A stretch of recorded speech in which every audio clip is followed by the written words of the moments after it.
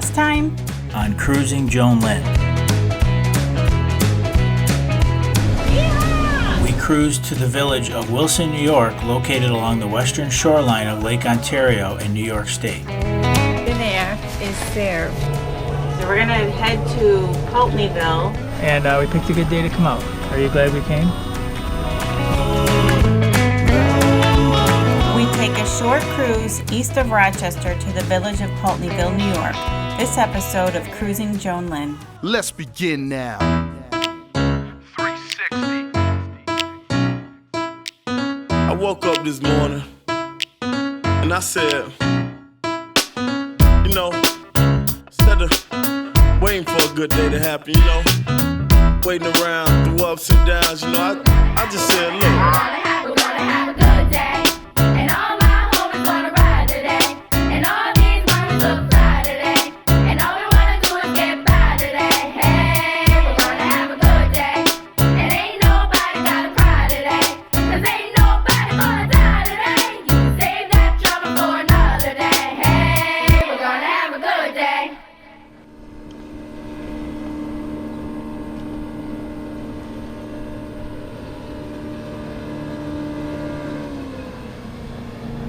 It is July 18th and a Saturday, and we are finally leaving the dock for another run of it. Our choices have been limited due to the pandemic. The Canadian border still remains closed to United States visitors, and the Erie Canal Lock 07 in Oswego is still closed until August 10th at least. So we have limited choices on what we where we can cruise to.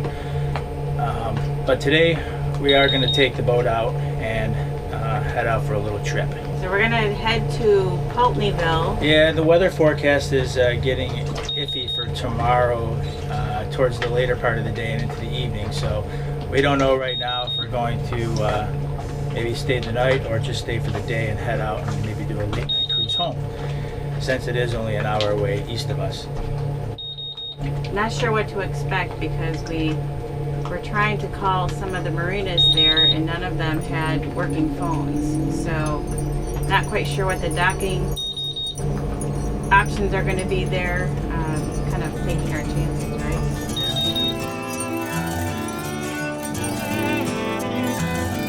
Well, I built me her raft and she's ready for flow. Oh, Mississippi, she's calling. So I talked to the Commodore of the Pultneyville Yacht Club a few days ago, and normally the yacht clubs around here don't accept visitors, except for that if you belong to another yacht club, a reciprocal kind of program.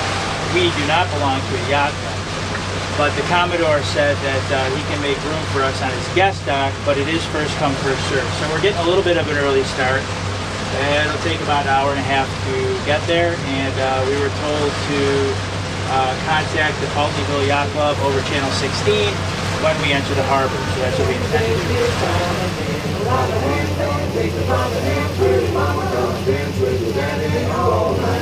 like to hear some funky Dixieland, pretty mama, come and take me by the hand. Come on, baby. Take me by the hand, pretty mama, come and dance with me, Jenny. I like to hear some funky Dixieland, pretty mama.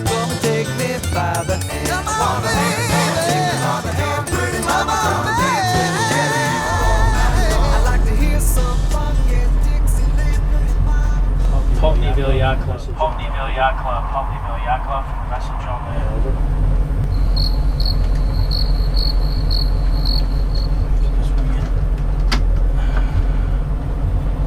They said they'd answer the radio, they're not. So we're going to head on in and see what we can do on our own.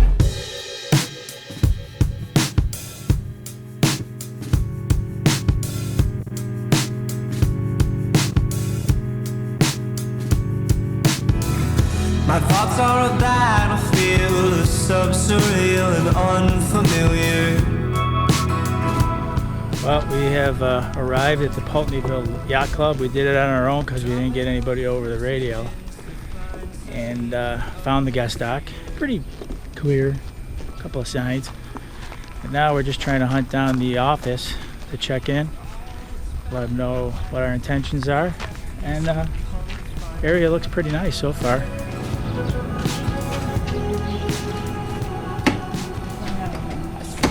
Well, this is locked. $10 a night dockage, $20 for unaffiliated boats, so it's $20 for us because we're unaffiliated. You're probably guessing why we're not calling. It's because none of the numbers listed on the internet for this place are in service. And the only way I was able to reach them the other day was because they have their officers' numbers online. I was able to reach the Commodore of the club, who called me back. I'm not going to do that again unless I absolutely have to. We're going to walk around and see if we can find a breathing, living soul around here. Oh. Watch your step. No, my knee. Watch your knee. While we were hunting around the yacht club, figuring out how to check in, we were able to get a good look at the yacht club's boaters lounge, a place we found completely absent of people. I don't think there's anybody here.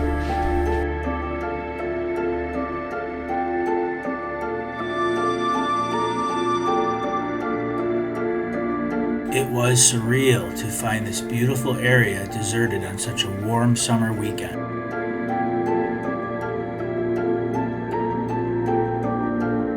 We were on our way back to the boat because we left our cash in the cabin when we stumbled across this sign that directed us on how to check in without making human contact. Oh, Joan sees a sign. Please register at the registration desk. Desk. On the patio. On the barn patio. Now we're on a quest to search for the barn patio. First we gotta find the barn. So we found the barn patio by first finding the barn. And now we have to sign in, and here's where we put our $20. Okay, we filled out all the information on this cute little envelope, and it goes into this slot right here. As it turned out, the first building we walked to was the barn mentioned on the sign, the only place to check in, and it was done so contactlessly on the honor system. Now that all that was finally settled, we made our way to the beachfront, a 5-minute walk, and found lunch at the Pultneyville deli. Picture yourself when you're getting on. Oh my God! Actually, it looks like a little bit of Technicolor yarn. Oh, I didn't want the onions. We're here at the Pultneyville deli, and we just ordered a lunch. Fortunately, because of the pandemic, you can't go in, so you just order at the window. Good burger. After lunch, we continued our way to the shorefront when we stumbled across the Williamson Pultneyville Historical Society. We are at the Pultneyville Historical Society. The building's closed, but they've got some pretty grounds here.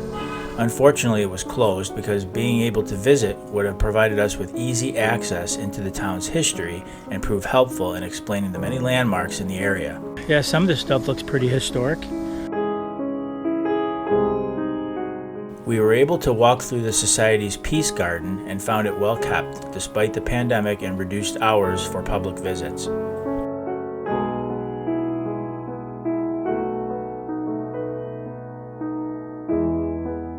We reached the shorefront and found a place called The Landing. This antiquated location was comprised of the village's historical post office, an artisan shop, and a restaurant that was closed due to COVID. We are at the Landing at Pultneyville.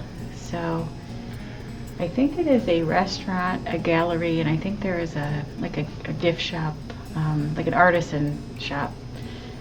But not sure. We have to go upstairs and find out.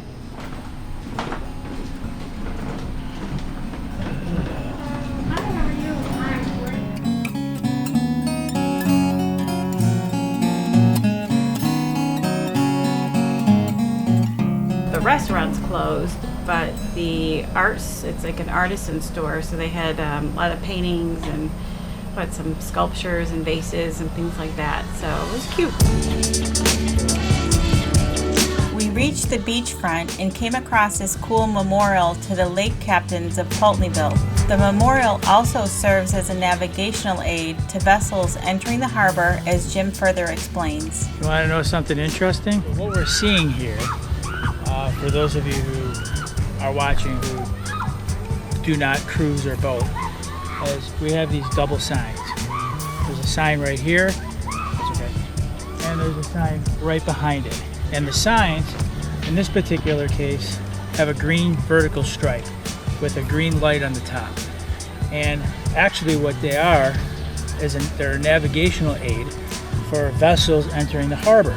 And what vessels do is they align, as they're approaching the harbor, they align the green line on the first sign to the green line on the second sign, which is on the stone post. And that gives them, once the green lines are aligned in a vertical position, they head directly towards it. The sign is green and the light above it is green because that tells mariners to keep the green on the port side. Red right return, green the port side, head this way. So it's a navigational aid. This type of navigational aid is referred to as a range dayboard, and it's a type of aid we do not see often in our travels around the Lake Ontario shoreline. So we're here right near the beach in Pultneyville. It's a beautiful day on the lake. Lots of boats out, lots of people swimming at the beach and sailboats and all that happy stuff. And we picked a good day to come out. Are you glad we came? You recall long ago we walk on the side. The majority of the Pultneyville shoreline belongs to a private club and includes a sand beach, a marina, and grounds for tent camping. Unfortunately, the club is a private club and you have to be a member here. So that means we would not be able to come here and use the beach or dock in a transient slip because all their slips are just for members only. It is a pretty place. Low kiss and fire a gun, we just need somebody to lean on. We returned to the boat in the evening and had a nice dinner before spending some time in our air-conditioned cabin. Well, now we're back in the boat and taking advantage of the air conditioning. So we're waiting in the boat here in the cabin, cooling off and waiting for the ice maker to finish making enough ice All right, for drinks. forget it then. Bye. So we're on the phone with our soon-to-be 14-year-old son Cole, who's home, and we asking him what he wants for his birthday, and he's saying he doesn't know. So I'm thinking boat parts. Cole, do you want boat parts for your birthday?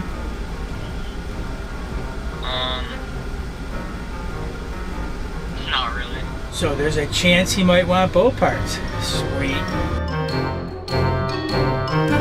So we got back to the boat a short time ago, watched a movie while the ice maker made some ice.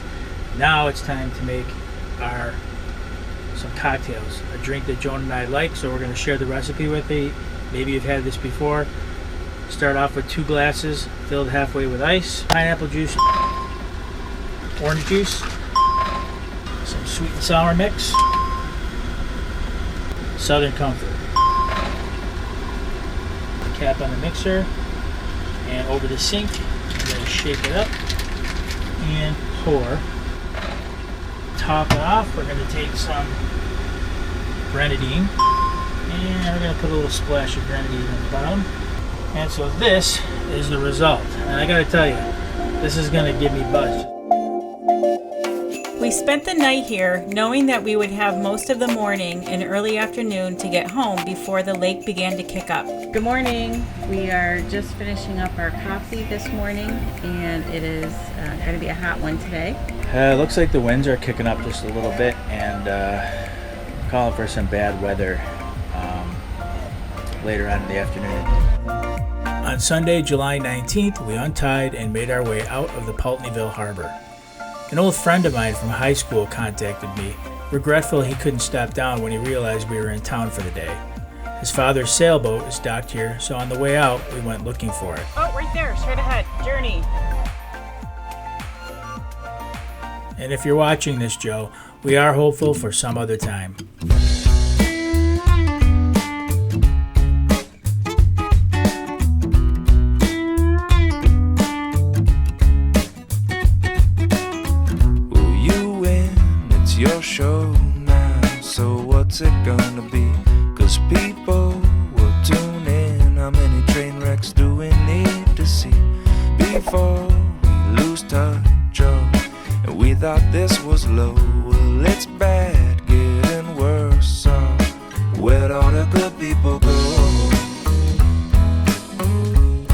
I've been changing channels, I don't see them on the TV shows.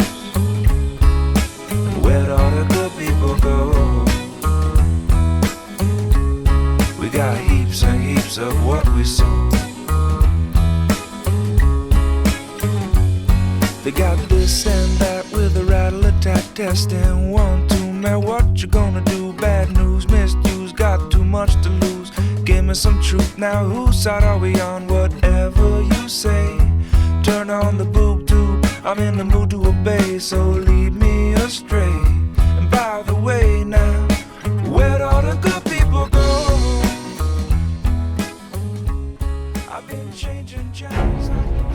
Next time. On Cruising Joan Lynn. The plan right now is to take Lake Ontario to the town of Oswego The marina's going to be on your port side. and then head out the next morning up the Oswego River. We cruise south through New York State's canal system to meet up with the Donna Lee and together venture back to Rochester now that the locks finally reopen. It was almost like we were just completely not prepared to leave. We have been on the fuel dock for 2 nights. Water. It looks like you went through the dryer and shrunk. We are in the middle of a storm.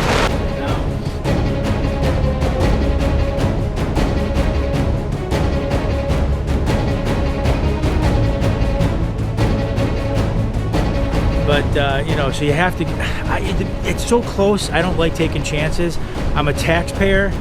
Open the damn bridge, that's what I say.